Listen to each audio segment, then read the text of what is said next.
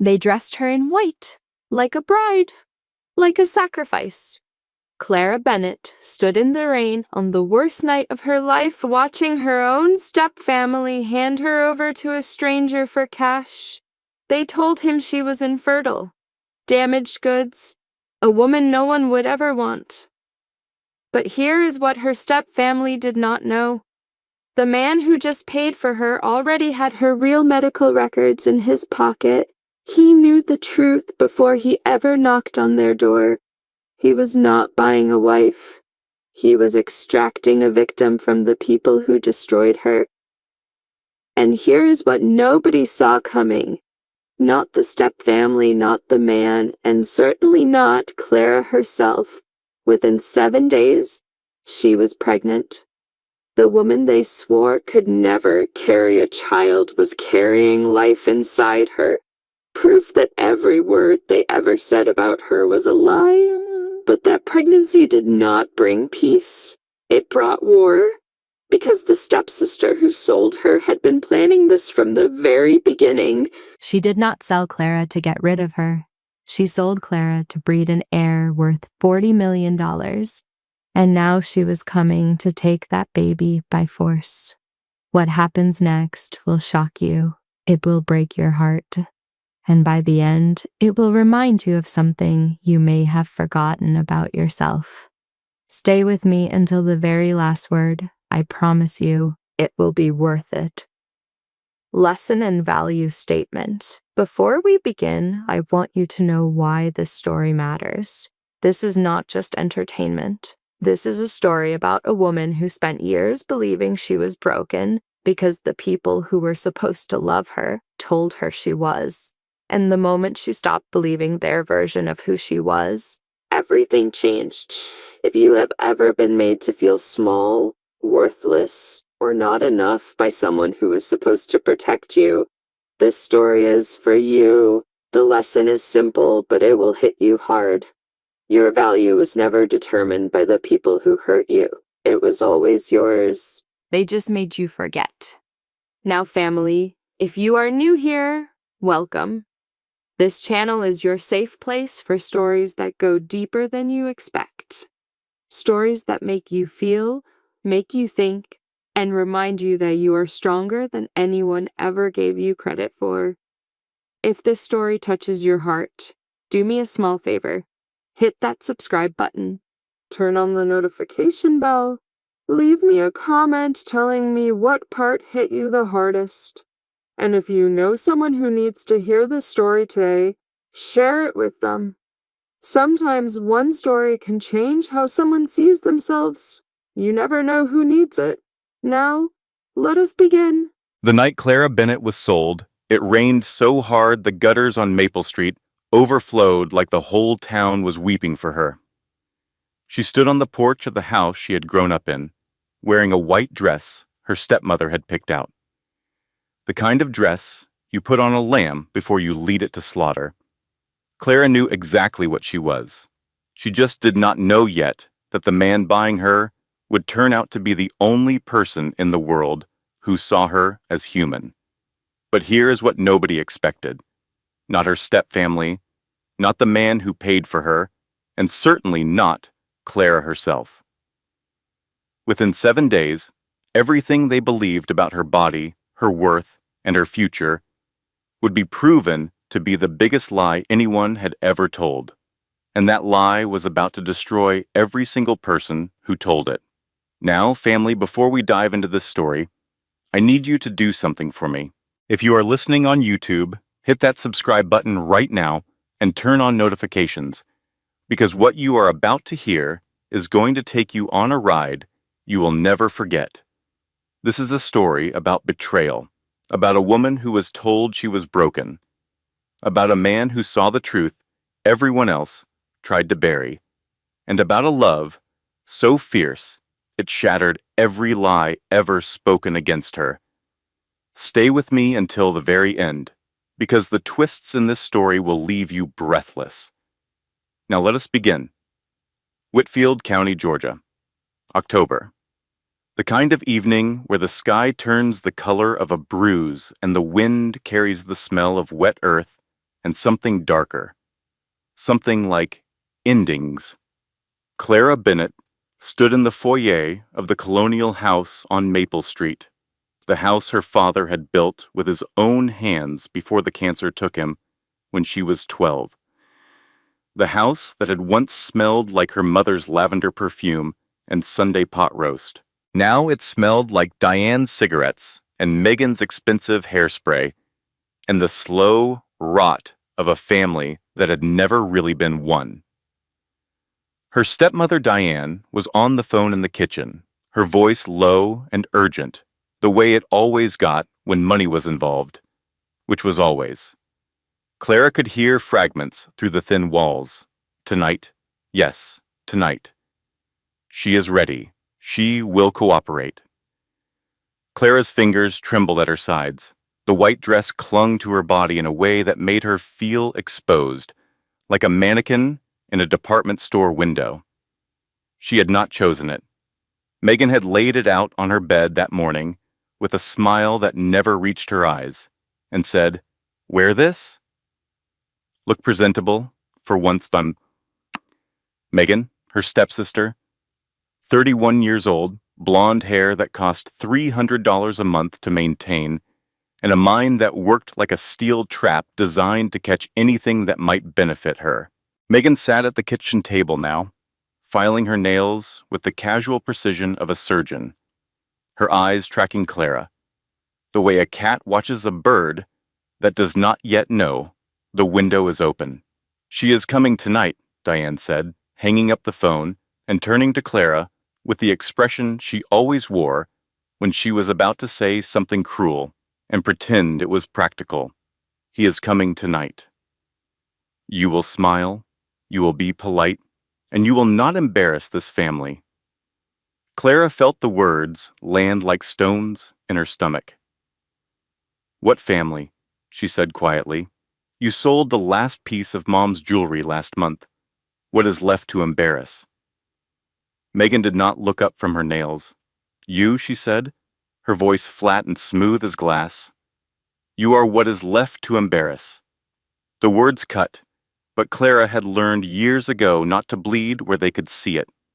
She had learned to swallow the pain, to fold it into the small, dark space inside her chest, where she kept everything they had taken from her: her father's memory, her mother's locket, her future, her body's own truth. Because 3 years ago, Megan had driven her to a specialist in Atlanta, a doctor in a sterile office who had looked at charts and shaken his head and told Clara the words that had defined her existence ever since: premature ovarian failure, permanent infertility, you will never have children. Clara had sat in that office chair and felt the floor disappear beneath her. Megan had held her hand. Megan had whispered, "It will be okay."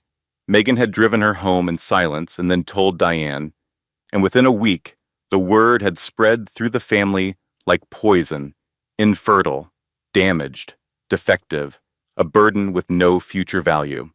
What Clara did not know, what she would not discover for years, was that the doctor had lost his medical license 18 months later for fraud. That the diagnosis was not hers. That the documents bearing her name had been forged by the very woman who had held her hand and whispered comfort while the lie was being sealed. But tonight, standing in the foyer, in a white dress she did not choose, Claire knew only what she had been told. She was broken, she was worthless, and she was about to be sold to a stranger because broken things are cheap, and cheap things are useful to people who know how to profit from desperation. The doorbell rang at exactly 8:00. Diane smoothed her blouse. Megan set down her nail file. Clara felt her heart begin to pound so violently she was certain the sound of it filled the entire house. Diane opened the door, and the rain blew in with the man who stood on the porch. He was not what Clara expected. She had imagined someone old, soft, desperate. The kind of lonely, wealthy man who needed a wife for appearances and would accept damaged goods at a discount. That was how Megan had described the arrangement. A man who does not want children, who just needs someone presentable. You should be grateful anyone wants you at all. But the man in the doorway was none of those things. He was tall, broad-shouldered, with dark hair that the rain had plastered to his forehead, and hands that were rough and calloused in a way that did not match the expensive watch on his wrist. His eyes moved across the room with the efficiency of a general surveying a battlefield, cataloging exits, threats, weaknesses. When his gaze passed over Clara, it lingered for exactly 1 second, then moved on as if she were a piece of furniture he had already accounted for. Nathan Hartwell. The name had been spoken in the house for weeks with a reverence usually reserved for saints or lottery winners. Self-made millionaire. Construction empire built from nothing. A man whose reputation in Georgia business circles was one of absolute, unyielding control. He did not smile, did not greet Clara, did not even acknowledge her beyond that single sweeping glance. He spoke only to Diane, and his voice was low and flat, the kind of voice that did not need volume to command attention. The terms were clear. She comes with me tonight. The payment transfers in the morning. Diane nodded so eagerly, her head bobbled like a toy on a dashboard. Yes, of course. Everything is in order. She is healthy. She is, well, you know her situation, but she is obedient. She will not cause problems. Nathan's expression did not change. He looked at Clara again, and this time his gaze held, not with warmth, not with pity, with something she could not identify, something that felt like assessment, but deeper, more personal, as if he were looking not at the white dress or the trembling hands, but at the thing buried underneath all of it. "Are you ready?" he said. The first words he spoke directly to her. Clara wanted to scream. She wanted to run. She wanted to tear the white dress off her body and throw it at Megan's smiling face and tell them all that she was not property, not livestock, not a line item on a transaction sheet. But her voice came out small and steady, and all she said was, "Do I have a choice?" Nathan studied her for a long moment. Then he said something that would echo in her mind for days afterward, a sentence she would turn over and over like a stone in her palm, trying to understand its weight. Everyone has a choice. Most people just do not know it yet. He turned and walked toward the black SUV parked in the driveway. Clara followed, her shoes sinking into the wet gravel, the rain soaking through the white dress until it clung to her like a second skin. She did not look back at the house. She did not look back at Diane or Megan. She climbed into the back seat of the SUV and pulled the door shut behind her.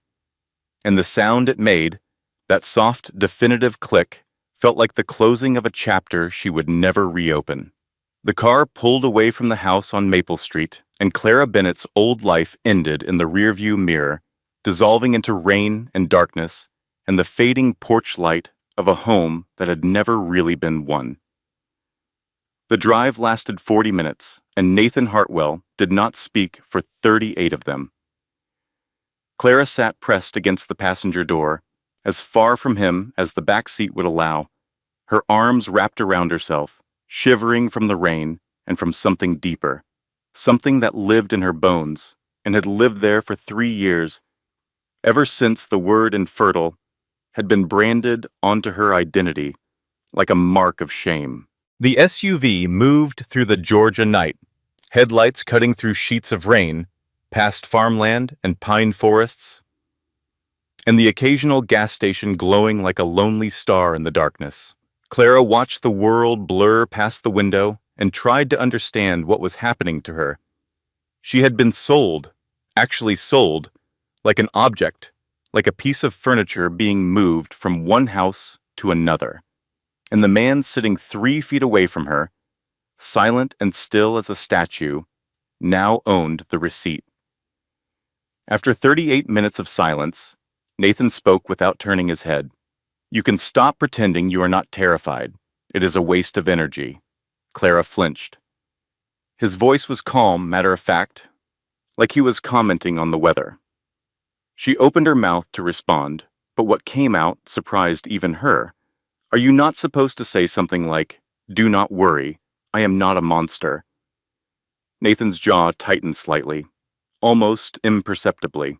Anyone there none who has to tell you they are not a monster probably is one. Clara had no response to that. She turned back to the window and watched the rain, and something in his words lodged itself in her mind like a splinter, not comforting, but honest. And honesty, she realized, was something she had not experienced in a very long time. The estate appeared gradually, first as a glow beyond the tree line, then as a stone wall that seemed to stretch forever along the road, and finally as a gate that opened automatically as the SU Ayufa approached. Clara's eyes widened despite herself. The house, if you could call it a house, rose from the Georgia landscape like something from another century. Stone and timber, 3 stories, lit from within by warm light that spilled across manicured gardens and gravel paths. "This is your house," Clara said, her voice barely above a whisper. Nathan pulled the SUV into the circular drive. "No, this is where I keep my house. My actual house is the 3 rooms I use. The rest is for tax purposes." Before Clara could decide if that was a joke, the front door opened and a woman appeared in the doorway. She was perhaps 58, with silver-streaked hair, pulled back in a practical bun, and an apron that had seen better decades. Her eyes swept over Clara with the speed and accuracy of a medical scan, taking in the soaked dress, the running mascara, the trembling shoulders. "Lord have mercy," the woman said. "You look like a cat somebody threw in a swimming pool. Get inside before you catch pneumonia and I have to explain to Mr. Hartwell why his new guest died on the first night." Clara almost laughed. Almost. The woman's name was Rose Calloway, and she had been Nathan's housekeeper for 11 years. And she was, as Clara would discover over the coming days, the closest thing to a mother that anyone in that house had. Rose led Clara upstairs to a bedroom that was larger than Clara's entire apartment at Diane's house. Fresh sheets, thick towels, a bathrobe laid out on the bed. A window that overlooked the garden, the rain streaking the glass like tears. "Take a hot shower," Rose said. "There is tea on the nightstand. And if you need anything, you pick up that phone on the desk and press 1. That rings me. Press 2. That rings Mr. Hartwell." She paused. "I would suggest pressing 1. Rose left, and Clara stood alone in the enormous room, dripping on the hardwood floor, and tried very hard not to fall apart. She showered, she drank the tea, she put on the bathrobe, and sat on the edge of the bed, and stared at the wall, and waited for the fear to subside. It did not, but something else crept in alongside it, a small, tentative curiosity that she could not quite suppress. Nathan Hartwell had paid for her, but he had not looked at her the way a man looks at something he bought. He had looked at her the way you look at a puzzle you intend to solve. A knock at the door pulled her from her thoughts. She opened on it to find Nathan standing in the hallway, still in his rain-damp clothes, holding a manila folder. "Come to my office," he said. "There is something you need to see." She followed him down a long corridor lined with bookshelves and framed photographs, none of which featured smiling faces, to a large room dominated by an oak desk that could have doubled as a dining table. He gestured to a leather chair. She sat. He slid the folder across the desk, read it.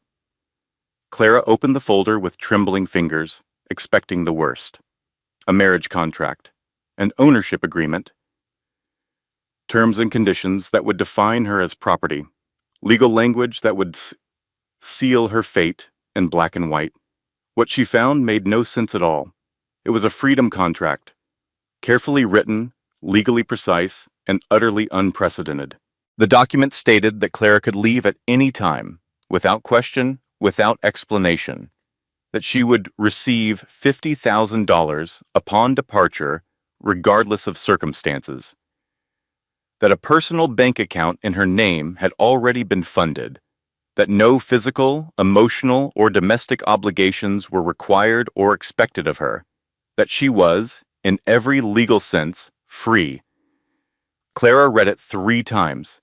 Then she looked up at Nathan, her lips parting, her mind racing, unable to reconcile the document in her hands with the transaction that had brought her here.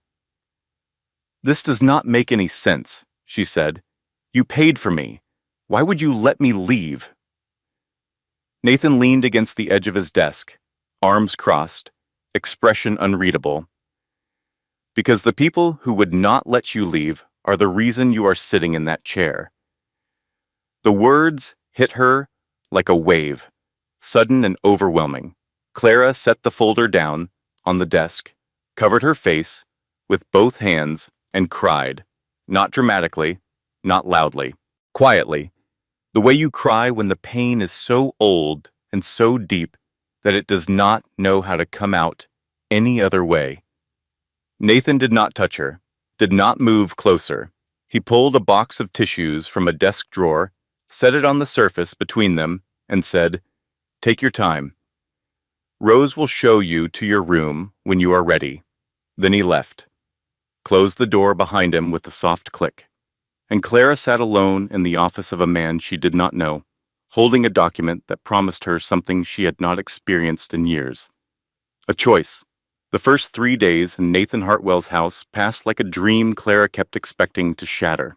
Day 1, she explored cautiously, moving through the mansion like a visitor in a museum, afraid to touch anything, afraid to take up space. The house was enormous, but strangely empty, most rooms pristine and unused. As if Nathan lived in a small island within a vast sea of polished floors and expensive silence. She found the library first, floor-to-ceiling shelves filled with books, but not the kind she expected. Not leather-bound classics chosen for appearance. Medical journals, legal case studies, investigative reports, financial regulations. The books of a man who spent his life preparing for battles other people did not see coming. Rose appeared at precisely 7 in the morning with breakfast, refused to let Clara help with dishes, and delivered the first of what would become a daily tradition of observations that hit like velvet-wrapped hammers. "You keep apologizing for existing, sweetheart. That is not manners. That is damage." Clara opened her mouth to argue and realized she had nothing to say because Rose was right. Day 2, Nathan was mostly absent. Phone calls, meetings, the sound of his voice drifting from behind closed doors, and tones that ranged from calm to commanding to something that sounded like barely restrained fury. But Clara noticed things he had left for her. A laptop on the desk in her room. A new phone, already activated, clothes in her size, practical and comfortable, hung in the closet. Toiletries she had not asked for, arranged on the bathroom counter with a precision that suggested Nathan had instructed someone to handle it. Everything functional, nothing romantic. A note on the laptop read, "The Wi-Fi password is Rose, put it on a post-it. Do not ask." She almost smiled. Almost. Day 3 changed everything. Clara could not sleep. She had gone downstairs to the library at 11 at night and found a medical journal on reproductive endocrinology.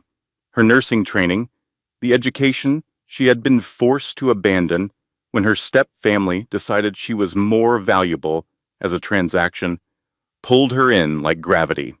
She was deep into an article on ovarian function when she heard footsteps. Nathan appeared in the doorway, bourbon in hand, tie loosened, looking like a man who had spent 12 hours fighting a war nobody could see. Interesting choice, choice, he said, nodding at the journal. I was a nursing student, Clara said. Before everything. Nathan sat down in the chair across from her. Not close, not far. A deliberate distance. For the first time, his expression softened. Not into warmth, exactly. Into recognition. Why did you stop? Hard to study when the people paying for your education decide you are more valuable as a transaction. Silence. The rain had stopped, and the only sound was the ticking of a clock somewhere deep in the house. What if that could change? Nathan said. Clara looked at him, really looked at him, for the first time. Past the expensive clothes and the controlled expression and the calloused hands, she saw something she had not expected. A crack, a thin fracture in the armor he wore, and behind it, just for a moment, something that looked like understanding. Things like that do not change. Not for people like me. Nathan held her gaze. They did for me. He did not elaborate. He finished his bourbon, stood, and left the library without another word. Clara sat alone with the medical journal, and the echo of his voice, and the unsettling realization that she wanted to know more, not about his money or his house or his reasons for buying her contract, about him, about the fracture she had glimpsed, about the story behind those 4 words that hung in the silence like a promise and a warning. Day 4 brought the thunderstorm, and with it, the moment Clara would replay in her mind 1,000 times after. The power went out at 9 in the evening. The generator kicked in within seconds, but there was a gap, a stretch of absolute darkness that lasted no more than 4 or 5 heartbeats, but was long enough for Clara's mind to travel back to Diane's house, to the bedroom with the lock on the outside, to the hours she had spent in darkness as punishment for infractions she never understood, her small fists pounding on the door, her voice raw from crying, the silence on the other side so complete it felt like the world had simply forgotten she existed. Nathan found her in the hallway, back against the wall, knees drawn up, breathing in sharp, shallow gulps. He did not ask what was wrong. He sat down beside her on the floor, his back against the same wall, his shoulder not quite touching hers, and he said nothing. Just sat there in the dim emergency lighting while the storm raged outside and Clara's breathing slowly returned to normal. After 5 minutes, Clara said, "You do not have to sit here." "I know." "Then why are you?" Silence. Then quietly, "Because nobody sat with me when I needed it. And I remember how that felt." Clara's hand reached for his in the dark. He let her take it, did not squeeze, did not pull away, just let her hold on. Day 5. Nathan told her his story, and Claire understood the fracture she had seen. They were in the kitchen. Rose had gone to bed early, leaving a pot of soup on the stove and a note that said, "Eat something, both of you. I am not running a fasting retreat." Nathan ladled soup into bowls, and Clara watched his hands, the scars across his knuckles, the way he moved with the efficiency of someone who had learned to do everything himself because there was no one else. "My father built a construction company from nothing," Nathan said, not looking at her. His partner of 15 years betrayed him, forged documents, diverted funds. By the time my father realized what had happened, the company was gone. Everything was gone. My mother left 3 months later. My father started drinking. He died when I was 19. Liver failure. Clara set down her spoon. "I am sorry," Nathan shook his head. "Do not be sorry. Be angry. Sorry does not fix anything. Anger, properly directed, builds empires." I was 19 with nothing. No money, no family, no education. I got a job cleaning septic tanks. 16 years old when I started working, 19 when I lost everything, 25 when I made my first million. Built it with my hands, Clara. Every single dollar. He looked at her then, and the fracture was wider, the thing behind it more visible. Not pain, exactly. Purpose. The kind of purpose that comes from surviving something that should have destroyed you. People think money fixes things, he said. It does not. It just changes who is trying to break you. And now I need to tell you something about the people who sold you to me. And Clara, the thing he was about to reveal, would change everything she thought she understood about her own body, her own worth, and the elaborate machinery of cruelty that her stepsister had been building for years. Nathan brought Clara to his office on the morning of day 6. His investigator, a quiet man named Paul, who looked like he had never smiled in his life and did not intend to start, was waiting with a cardboard box filled with documents. "Sit down," Nathan said, and the gravity in his voice made Clara obey without question. Paul opened the box and spread files across the desk with the methodical precision of a surgeon laying out instruments, hospital records, forensic document analysis, financial transaction logs, phone records, each file labeled, indexed, and damning. Nathan did not ease into it. He did not soften the blow with preamble or cushion it with sympathy. He told her the truth, like pulling a bandage off a wound, fast and clean, because he knew that slow revelations only prolonged the pain. "Clara, you are not infertile. You have never been infertile. The diagnosis you received 3 years ago was fabricated. The documents were forged by your stepsister Megan using a doctor named Richard Hale, who lost his medical license 18 months after your visit for falsifying patient records in 6 separate cases. Yours was one of them." Clara's hands gripped the arms of the leather chair. The room seemed to tilt, the walls shifting, the floor becoming uncertain beneath her feet. She heard the words, but could not process them because processing them meant dismantling 3 years of belief, 3 years of grief, 3 years of carrying a label that had defined her existence. Nathan continued, "Your stepmother, Diane, is cruel, but she is not the architect of what happened to you. Megan is. Megan identified the doctor. Megan forged the referral. Megan drove you to the appointment and held your hand while the lie was delivered. Megan then used the diagnosis to position you as damaged goods, reducing your perceived value so that when the time came to sell you, the price would seem reasonable and the buyer would believe he was getting a woman who could never complicate his life with children." Clara's vision blurred. She blinked and felt tears track down her cheeks, but made no move to wipe them. The anger that had been coiled inside her for years, buried beneath layers of grief and resignation, began to stir, hot and dangerous. "How long have you known?" she whispered. Nathan met her eyes without flinching. "Before I met you." The words detonated in the silence. Clara stood up so fast, the chair skidded backward on the hardwood floor.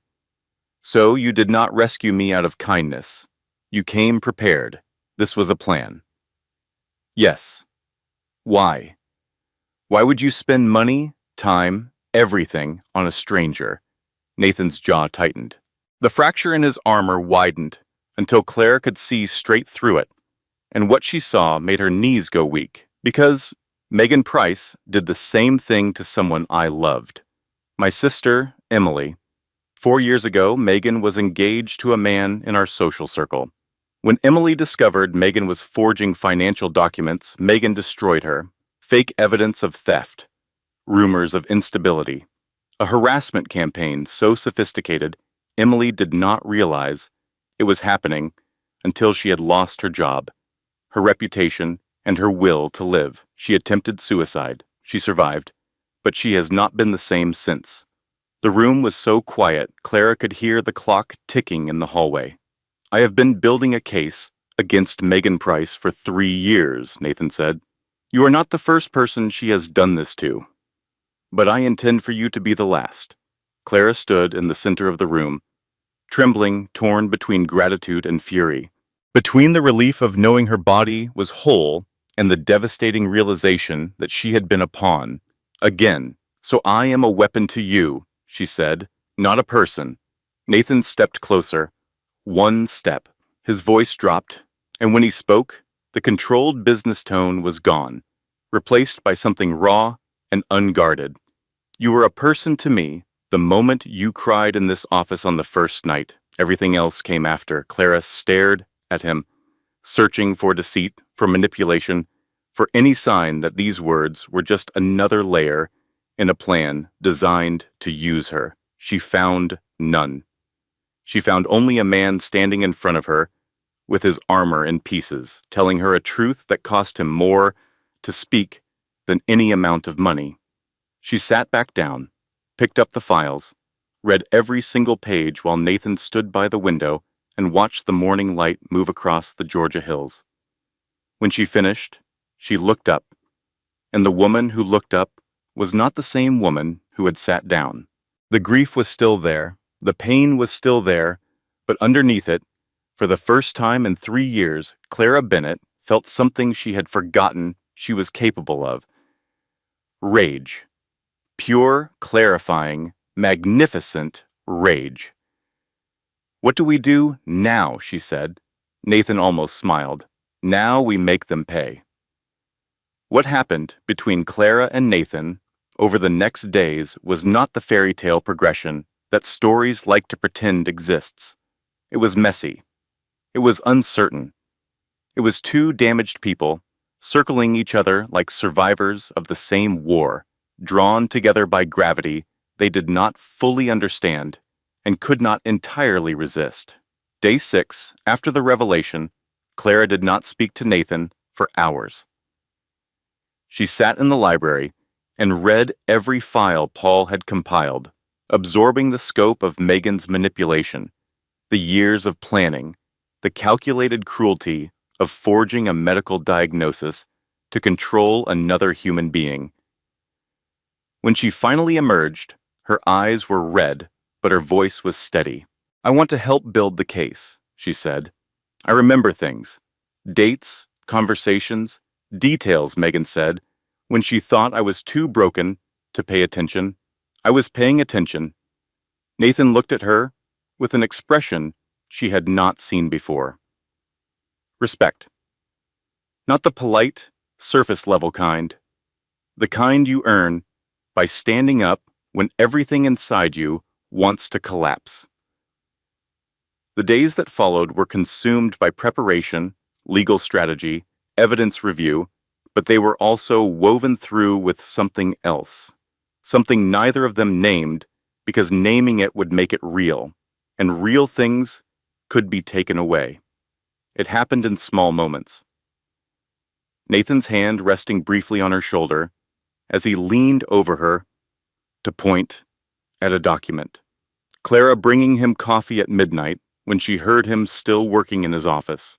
The way their conversations drifted from legal strategy to personal history to the kind of quiet, honest exchanges that happen only when two people stop performing and start actually seeing each other. Rose, who missed nothing, observed the shift with the satisfied expression of a woman who had been waiting 11 years for exactly this. He made her breakfast, Rose told Clara one morning, shaking her head in wonder. Scrambled eggs. I did not even know that man could find the stove without a GPS. Tommy arrived on day 6, breezing through the front door with the easy charm of someone who had never met a room he could not own. Nathan's younger brother was everything Nathan was not. Loud where Nathan was quiet, warm where Nathan was guarded, quick to laugh, quicker to hug. He wrapped Clara in an embrace like they had known each other for years. So you are the mystery woman who got my brother to eat dinner at a table instead of standing over the kitchen sink like a raccoon, Tommy said, grinning. I owe you a debt I can never repay. Clara laughed. A real laugh, full and unguarded, and across the room she saw Nathan watching her with an expression that made her chest tighten. What Clara did not see, what no one saw, was Tommy stepping into the hallway 30 minutes later, phone pressed to his ear, voice low and urgent. Yes, she is here. She is not leaving. No, he is different with her. I have never seen him like this. On the other end of the line, Megan Price smiled.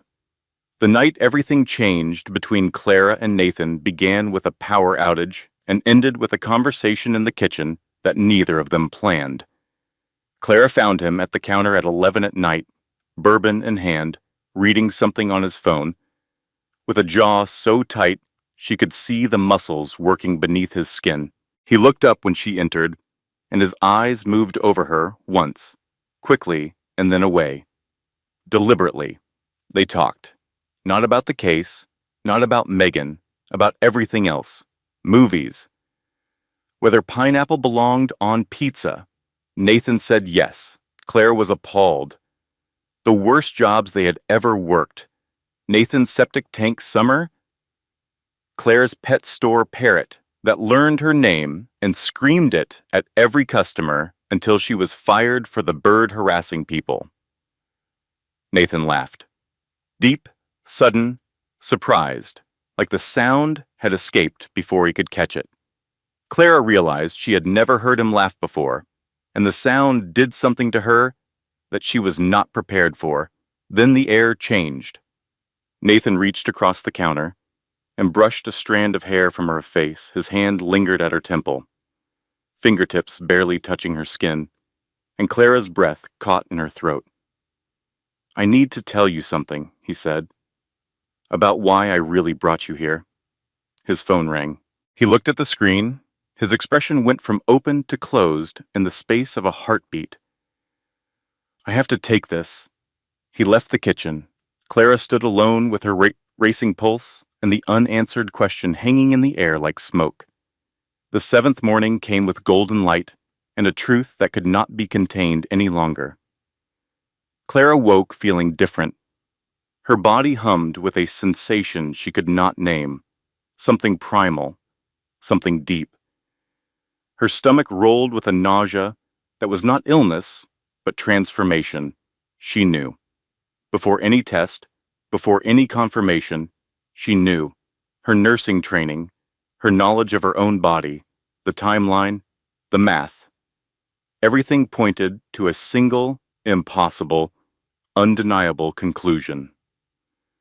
Rose had placed a small box in the bathroom cabinet days ago without a word, because Rose Calloway missed nothing and prepared for everything.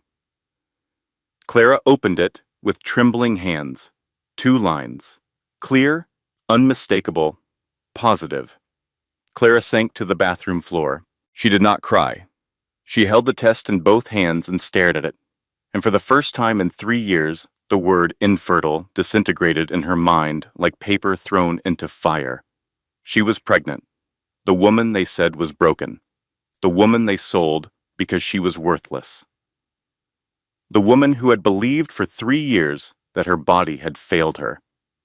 She was carrying life. Nathan found her on the bathroom floor. She held up the test. No words were necessary.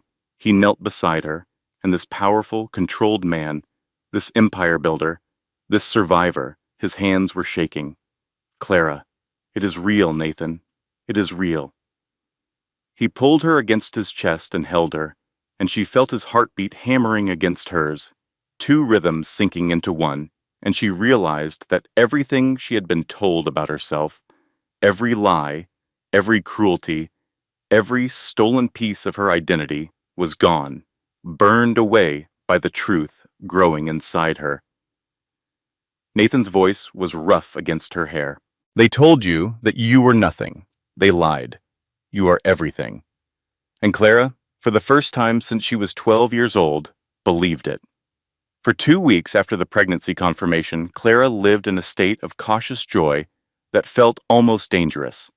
She had learned through bitter experience that happiness was fragile, that good things came with conditions, and that the moment you believed you were safe was the moment the ground opened beneath your feet. But the days kept passing, and the ground held. Dr. Susan Whitfield, Nathan's obstetrician, confirmed the pregnancy at 6 weeks. Healthy, strong, no complications. Clara sat in the examination room and heard the word healthy and felt it land in her chest like a small sun, warm and bright and real.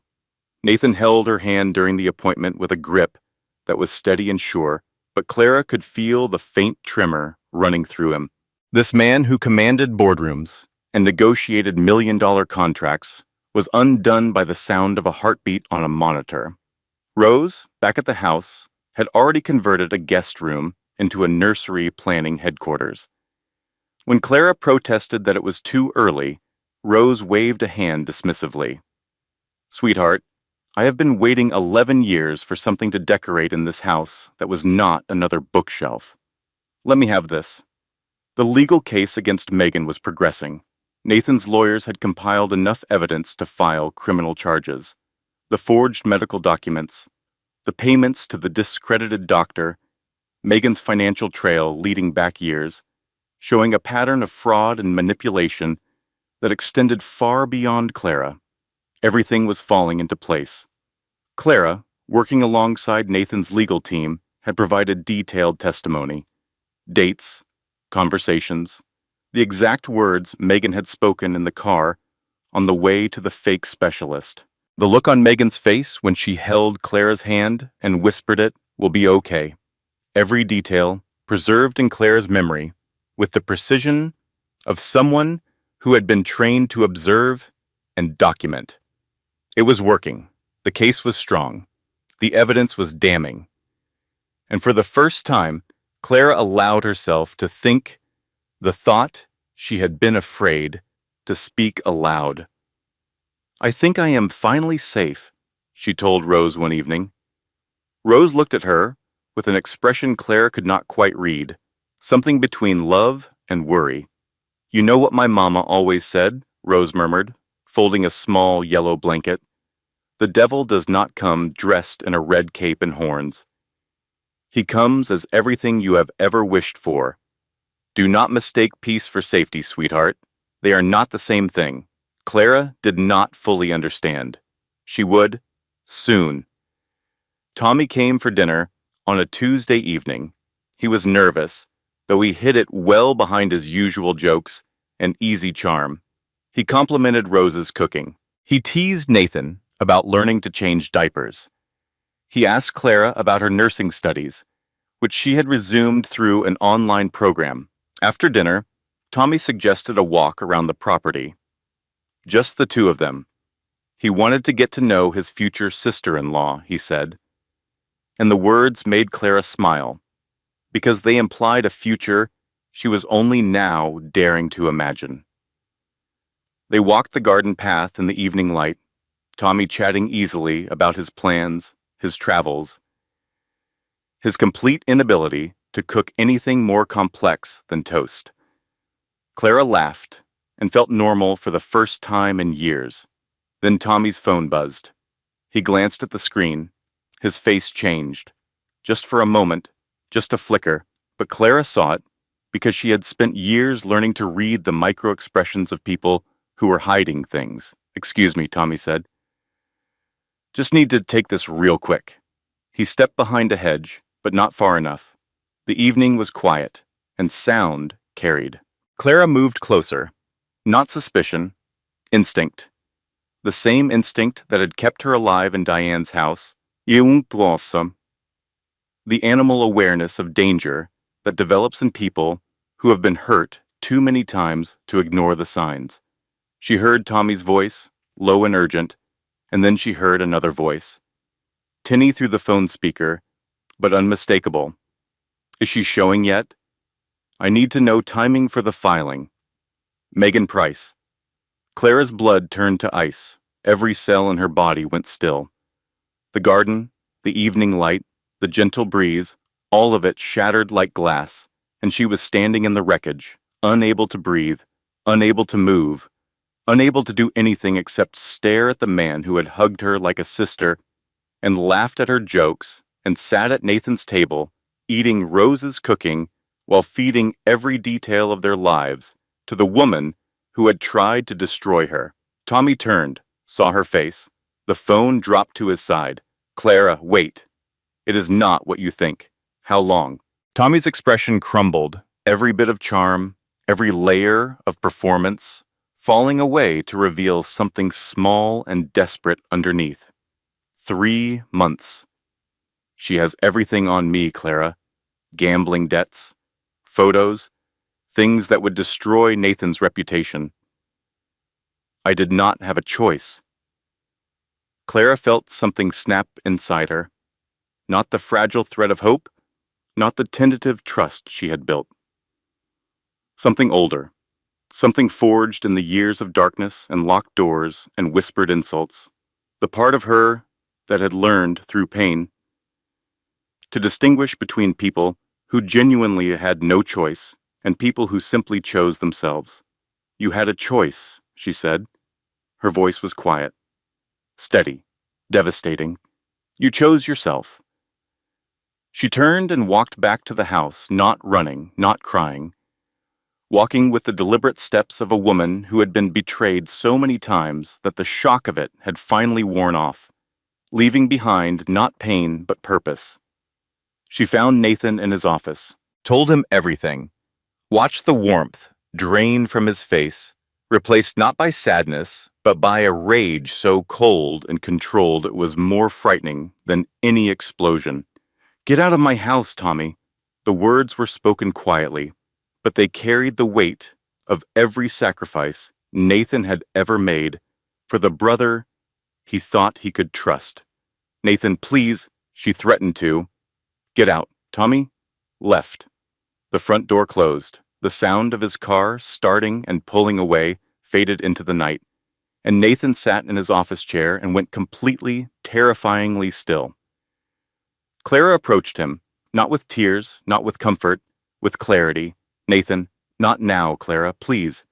She left him alone, went to Rose's room, sat on the edge of Rose's bed, and said the words that marked the moment Clara Bennett stopped being a victim and started being a fighter. Rose, I need your help.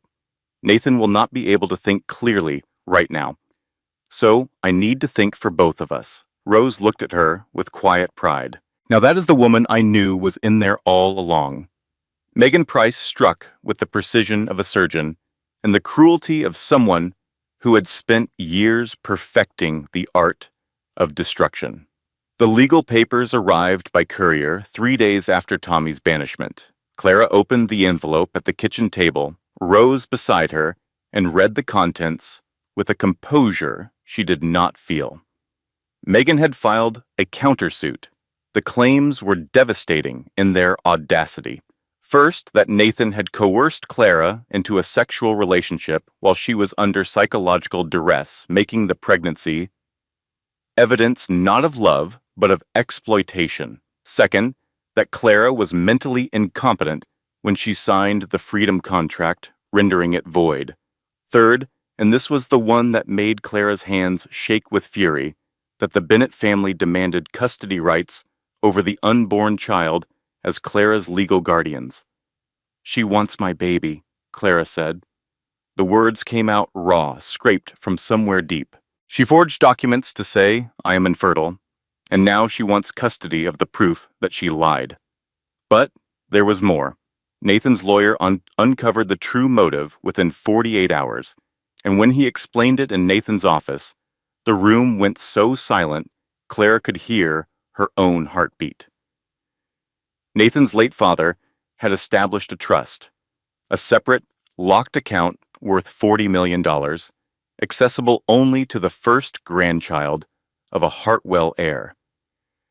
The trust had been dormant for years, waiting. Megan had known about it. She had known about it before she ever sold Clara to Nathan. The entire scheme, every piece of it, had been designed around that trust. Megan had chosen Clara specifically, had forged the infertility diagnosis specifically, had sold Clara to Nathan specifically. The infertility label was not meant to protect Nathan from complications. It was meant to make Clara seem safe, to lower Nathan's guard, so that when Clara inevitably became pregnant, because Megan knew the diagnosis was fake, the resulting child would activate the $40 million trust. Megan's endgame was not Clara. It was the baby. Get custody through legal manipulation. Become the child's appointed guardian. Access the trust. Walk away with $40 million and leave Clara and Nathan with nothing. Clara sat in Nathan's office and felt the full horror of the realization settle over her like a shroud. She did not sell me to get rid of me, Clara said. She sold me to Nathan specifically to create an heir she could steal.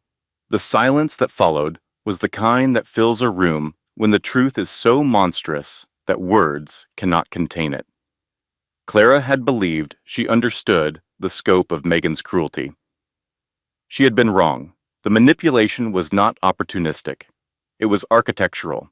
Every element designed, tested, and executed with the cold precision of someone who viewed human beings as nothing more than variables in a financial equation. But here's the thing about Clara Bennett that Megan Price had never accounted for, had never even considered because it did not fit into her equations. Clara was not just a victim. She was a nursing student who had been trained to observe, document, and analyze. She was a woman who had survived years of abuse by paying attention to every detail, every conversation, every flicker of expression on the faces of the people who hurt her. And she was, underneath the grief and the fear and the carefully constructed helplessness, absolutely furious. Clara did not wait for Nathan to create a plan. She went to the kitchen, where Rose was pretending not to eavesdrop, and said, "I need a phone, a computer, and Paul's number." Within 2 hours, Clara had contacted Dr. Whitfield and arranged for her complete medical history to be independently verified and notarized by 3 separate medical professionals. She had called Nathan's lawyer and formally offered to testify as a witness. She had begun writing a detailed timeline of every interaction with Megan over the past 4 years. Every conversation she remembered, every document she had seen, every lie she had been told, and the precise moment she had been told it. Rose watched her work and said nothing except to bring coffee and sandwiches at regular intervals and, once, to rest a hand briefly on Clara's shoulder and squeeze. "I spent 3 years believing I was broken," Clara said without looking up from her work. "I am not spending one more day letting someone else write my story." Nathan appeared in the doorway an hour later. He looked different. The cold rage had not gone, but it had been joined by something else. He watched Clara working, documenting, building the weapon that would destroy the woman who had tried to destroy her, and the expression on his face was one Clara would remember for the rest of her life. It was awe. The night before the court hearing was supposed to represent the beginning of justice. Nathan's legal team had filed an emergency motion to dismiss Megan's suit. The judge had agreed to expedited proceedings. The evidence was overwhelming. The momentum was theirs. And then Diane Bennett appeared at the mansion gate. Security cameras picked her up at 9 in the evening, a lone figure standing in the rain. No car, no escort, just a woman in a wrinkled coat, clutching her purse with both hands, looking smaller and older than Claire remembered. Nathan's instinct was immediate and unequivocal. Remove her. But Clara stopped him, her hand on his arm, her voice quiet but firm. Wait, let me talk to her. Nathan looked at her with an expression that said everything his voice did not, that this was a mistake, that Diane could not be trusted, that compassion in this situation was a liability. Clara knew all of that. But she also knew something Nathan did not. She knew what it felt like to be controlled by Megan Price. She knew how Megan's manipulation worked, the threats, the isolation, the systematic destruction of will, and she knew that not everyone who participated in cruelty was its author. Diane sat in the kitchen, cup of tea, untouched, hands trembling, Rose stood in the corner with her arms crossed and an expression that could have curdled milk at 20 paces. "I was weak, Clara," Diane said, her voice cracking. "I was a coward. Megan threatened me after your father died. She had documents, real ones this time, things your father had signed that gave her leverage over the estate. She told me if I did not cooperate, she would take everything and leave me on the street. I was terrified. I am not asking you to forgive me.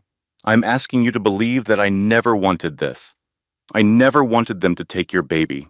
Clara watched her stepmother and felt the old familiar war between the part of her that wanted to believe and the part that had learned, through years of bitter education, that wanting to believe was the most dangerous feeling of all. She allowed Diane to stay the night, against Nathan's judgment, against Rose's barely concealed disapproval. Claire was cautious but compassionate because she understood something about mercy that people who have never needed it often do not, that it costs nothing to offer and everything to withhold. At 3 in the morning, Rose shook Clara awake. "Get up. Now." Diane made a phone call 20 minutes ago. I listened on the kitchen extension. Clara's blood went cold. Who did she call? Rose's expression was grim. Megan. The details emerged quickly. Diane had been sent. Megan had coached her on what to say, which emotions to display, which words would penetrate Clara's defenses. And while Clara had shown mercy, Diane had been documenting photographs of Nathan's gun safe, the bourbon bottles in his study, the prescription medications in his bathroom cabinet, every image designed to build a narrative that the Hartwell home was unsafe for a child. Clara stood in the hallway in her robe and felt the betrayal settle into her bones, not with the devastating shock of the first time or the second time, with a cold, final clarity. The last ember of hope she had held for her stepmother, the tiny, persistent flame that maybe somewhere underneath it all, Diane had one decent impulse, flickered and died. She walked to Diane's guest room, opened the door. Diane was sitting on the bed, phone in hand, startled. Clara spoke clearly, without emotion, without volume, without trembling. "I hoped you had one decent bone in your body. I was wrong. Get out of this house, and tell Megan I will see her in court." Diane opened her mouth. Clara closed the door. Rose, watching through the security camera, as Diane hurried down the driveway, said quietly, "Forgiveness is a gift you give yourself, honey. But it does not mean you have to let the snake back in the garden." Nathan appeared behind Clara. He did not say, "I told you so." He did not remind her that he had warned against it. He simply put his hand on her shoulder. "You okay?" Clara turned to face him. Her eyes were dry, her jaw was set, her hands were still. "No. But I am angry enough to win. And right now, that is better than okay." Whitfield County Courthouse, 9 in the morning. The gallery was packed. Local reporters occupied the back rows with notebooks and phones. The air was thick with the particular tension that accompanies the collision of private cruelty and public scrutiny. Clara sat at the plaintiff's table with Nathan beside her and their lawyer, a precise woman named Catherine Walsh, who had the demeanor of a chess grandmaster and the courtroom presence of a general. Clara's hands were folded on the table. Her heart pounded, but her face was calm. She had practiced this calm. She had earned it. Megan Price arrived at 8:55, exactly on time, dressed in a charcoal suit that cost more than Clara's entire wardrobe at Diane's house. Her hair was perfect, her makeup was flawless, her expression was one of dignified concern, the worried stepsister fighting for her family's well-being. It was a magnificent performance, and Clara hated her for it with a clarity that felt almost liberating. Megan's lawyer presented the case with the slick confidence of someone who had been paid very well to make lies sound reasonable. Clara Bennett had been in a vulnerable psychological state. Nathan Hartwell had exploited that vulnerability. The pregnancy was evidence of coercion, not affection. The Bennett family, loving and concerned, sought only to protect the unborn child from an unstable environment. The gallery murmured. Clara felt sick. She leaned toward Nathan and whispered, "She is winning. They believe her." Nathan's eyes were fixed on Megan. "She has not faced you yet." Megan took the stand. She cried. Not the messy, honest crying of genuine emotion, but the careful, photogenic tears of someone who had practiced in a mirror.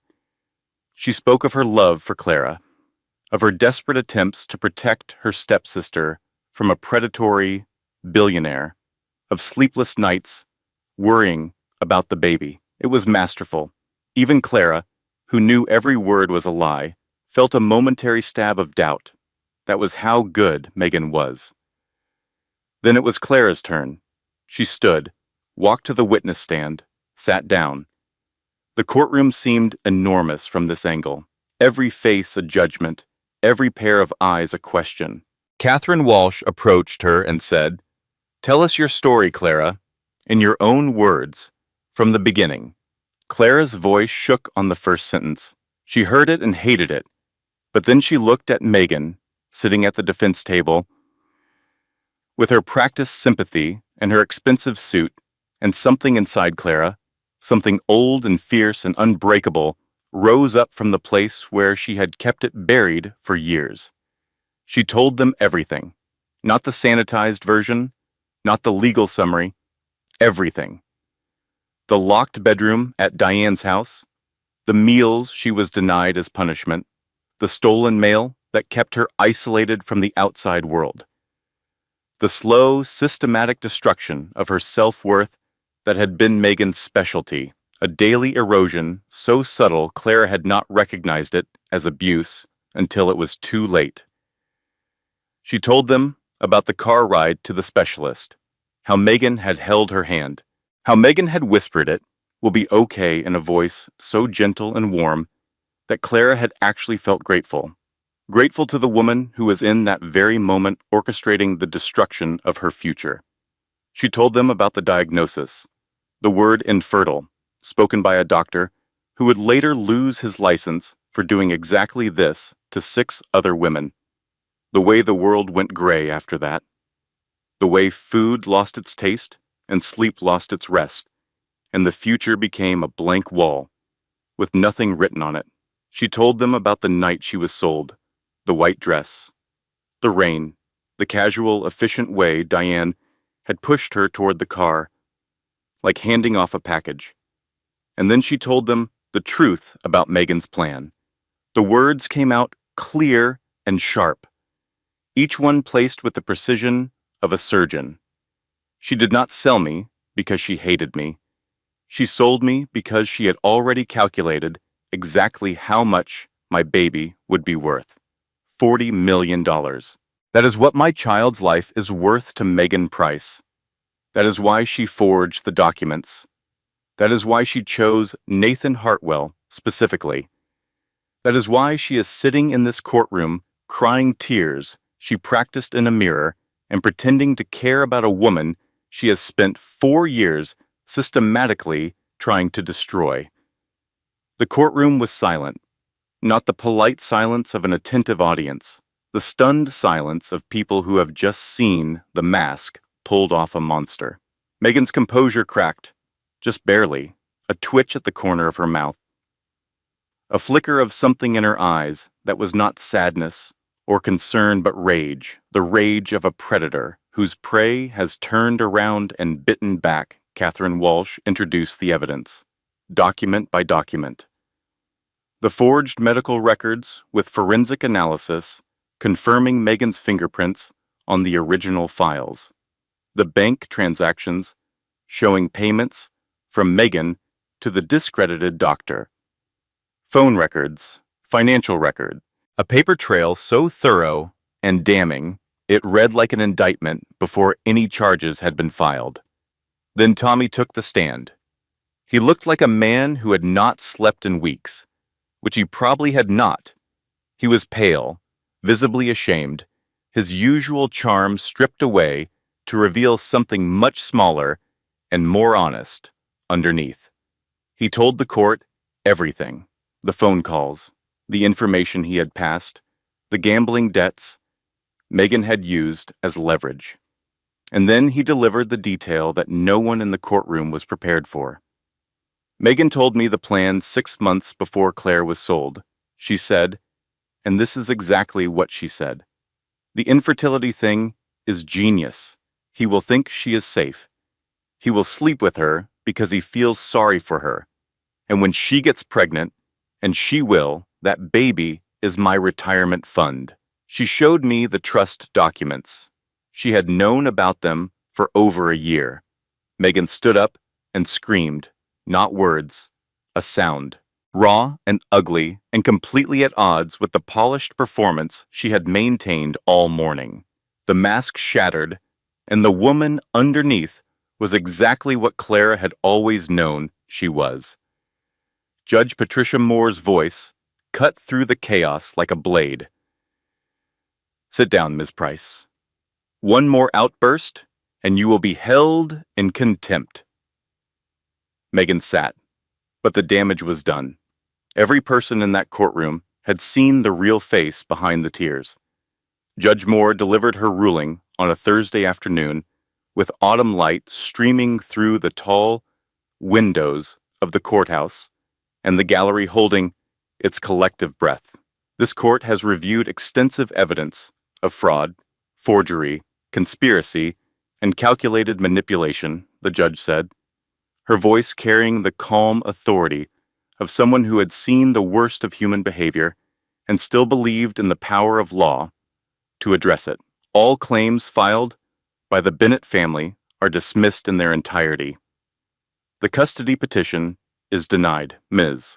Megan Price is hereby referred to the district attorney for criminal investigation on charges of fraud, forgery, conspiracy, and attempted custody manipulation through deception. The gallery erupted, not in cheers exactly, but in the collective exhale of people who had been holding their breath for hours. The judge was not finished. A permanent restraining order is issued against Megan Price, Diane Bennett, and all known associates. They are to have no contact with Ms. Bennett, Mr. Hartwell, or the minor child by any means, at any time, under any circumstances. Violation will result in immediate arrest. Judge Moore looked directly at Clara. Her expression softened slightly, from judicial authority to something more personal. Ms. Bennett, this court has seen many cases of family betrayal, but the calculated cruelty demonstrated by Ms. Price represents one of the most egregious manipulations this bench has ever witnessed. You showed remarkable courage in telling your story today. You are free. Fully, completely, and permanently, Clara broke. The composure she had maintained through hours of testimony, through the evidence presentation, through Megan's screaming and Tommy's confession, all of it dissolved in a single moment. She pressed her hands to her face and sobbed, not from sadness, but from the overwhelming, almost physical sensation of a weight being lifted that she had carried so long she had forgotten what it felt like to stand straight. Nathan's arms were around her instantly, not performing, not posturing for the courtroom, holding her because she needed to be held, and because he needed to hold her, and because some truths are too big for words and can only be expressed through the simple act of one person refusing to let go of another. Rose, sitting in the second row of the gallery, was crying openly and did not care who saw. She had brought tissues. She had brought an entire box. She went through half of it. As the courtroom began to empty, as the reporters filed out and the lawyers packed their briefcases, and the ordinary machinery of justice resumed its daily rhythm, something happened that Clara did not expect. Diane approached her. Security moved to intercept, but Clara raised a hand. Wait, let her speak. Diane looked old. Not just tired, diminished, as if the past months had aged her by decades. She held a small box in her hands, the kind of box you might keep jewelry in, or letters, or the small precious things that connect you to a past you can never return to. This was your mother's, Diane said, her voice barely audible. Megan told me she sold it. She did not. I hid it. I should have given it to you years ago. I am sorry it took this long. She extended the box. Clara took it, opened it. Inside was a locket. Silver, tarnished, the clasp slightly bent from age. Clara recognized it instantly because she had spent years looking for it, years believing it was gone forever, years mourning not just the object, but what it represented. The last tangible connection to the woman who had loved her without conditions, without agenda, without cruelty. She opened the locket. Inside was a photograph. Her mother, young and smiling, holding baby Clara in her arms. And an inscription etched into the silver in letters so small you had to hold it close to read them. My brave girl. Clara closed the locket, looked at Diane, did not forgive her, did not hug her, did not pretend that a single act of decency could erase years of complicity, but she nodded once. Thank you. For this. Only for this. Diane left. She would not appear again. Clara had closed that door with the quiet finality of someone who understood the difference between mercy and foolishness. 1 month later, Clara sat on the porch of the Hartwell estate on a November evening, wrapped in a blanket Rose had crocheted herself, watching the sunset paint the Georgia hills in shades of amber and gold. Her pregnancy was showing now, a small, firm curve beneath the soft fabric of her sweater. Real, undeniable, alive. She had re-enrolled in nursing school, online courses, working at her own pace, studying in the library, where she had first begun to fall in love with the man who had brought her there. She had insisted on applying herself, using her own name, paying what she could from the account Nathan had set up for her. He had offered to cover everything. She had refused, not out of pride exactly, out of the need to know that the life she was building belonged to her. Nathan appeared at the porch door. His sleeves were rolled up, his hair was disheveled.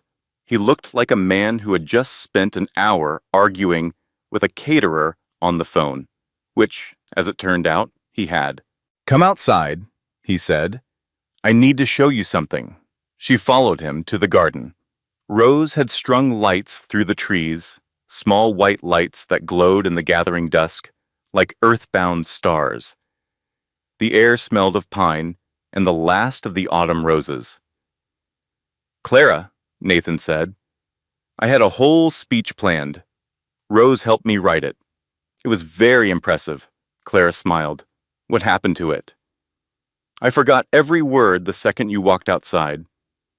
From the kitchen window, Rose's voice carried across the garden with the clarity of a church bell. "The speech is in your left pocket, Nathan." Nathan closed his eyes briefly. "Thank you, Rose." Clara was laughing and crying simultaneously. The tears blurred the lights into soft halos, and the laughter hurt her ribs, and she did not care. Nathan got on one knee.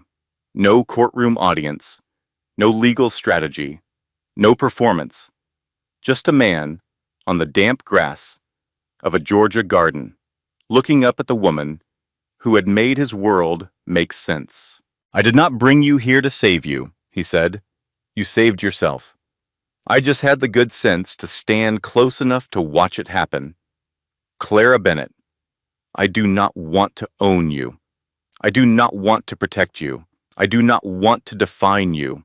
I want to stand next to you for the rest of my life and make sure nobody ever makes you forget how extraordinary you are. Will you marry me?"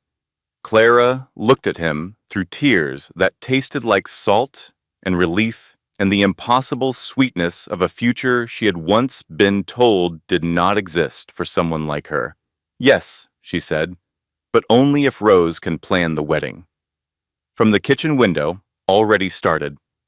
"I booked the caterer last Tuesday." 6 months later, Clara graduated from her nursing program, top of her class. Nathan sat in the front row of the gymnasium with their 3-month-old daughter in his arms, Lily Rose Hartwell. Named for Clara's mother, Lily, and for the woman who had brought coffee at midnight and crocheted baby blankets and seen the truth about Clara before anyone else. Rose held the baby during the ceremony. She cried the entire time and told everyone within earshot that she was allergic to the gymnasium. That evening, back at the estate, Clara stood in the nursery doorway and watched Nathan rock Lily to sleep, his large hands cradling the tiny body with a tenderness that still surprised her, not because she doubted his capacity for it, but because she marveled at how the same hands that had built an empire could be so impossibly gentle. He looked up and saw her watching, smiled. The real smile, the one that had taken weeks to earn and months to see regularly, the one that transformed his face from commanding to human. "What?" he said. "Nothing. Just looking. At what? At the life I was told I would never have." Nathan held her gaze, and in the soft light of the nursery, with their daughter sleeping between them and Rose singing off key, somewhere in the kitchen, and the Georgia stars pressing against the windows, like witnesses to something worth remembering, Clara felt the last piece of the old pain dissolve, not disappear, not vanish as if it had never existed. Dissolve. Like salt in warm water, still present in some fundamental way, still part of the composition of who she was, but no longer sharp, no longer defining, no longer the loudest voice in the room. Now, if you are listening to the story and you see yourself in it, the woman who was told she was broken, the person who believed the lies because the people telling them were supposed to love you, I need you to hear something. You are not what they said you are. You never were. The people who break you down do not do it because you are weak. They do it because your strength terrifies them. And the moment you stop believing their version of who you are, that is the moment your real life begins. It took Clara 28 years, one stranger's courage, one honest doctor, and one stubborn Southern housekeeper who had never in her life minded her own business to learn that. But she learned it, and if she can, so can you. Thank you for listening, family. If Clara's story touched your heart, tell me in the comments, what would you have done when Diane showed up at the gate that night? Would you have let her in, or would you have turned her away? I want to hear your answer, and make sure you hit that subscribe button and turn on notifications, because next week's story is about a woman who discovered her husband's second family at her own daughter's wedding. You do not want to miss it. Until next time, stay blessed, stay strong, and keep coming back, where every story goes deeper than you expect. See you in the next chapter. Closing statement. Thank you for staying with me until the very end, family. That tells me something about you. It tells me you are the kind of person who does not give up on a story. And I am willing to bet you do not give up on yourself either. Before you go, remember this. Clara was not saved by a man. She was not saved by money, or a courtroom, or a lucky break. She was saved the moment she decided to stop believing the lie. Everything else followed from that one decision. And now, one final note. This content was carefully researched, developed, and manually edited by our team to deliver meaningful stories with real-life lessons. Every word was crafted with intention, because we believe you deserve more than just noise. You deserve stories that stay with you long after the screen goes dark. I will see you in the next chapter. Stay blessed, stay strong, and never let anyone write your story for you.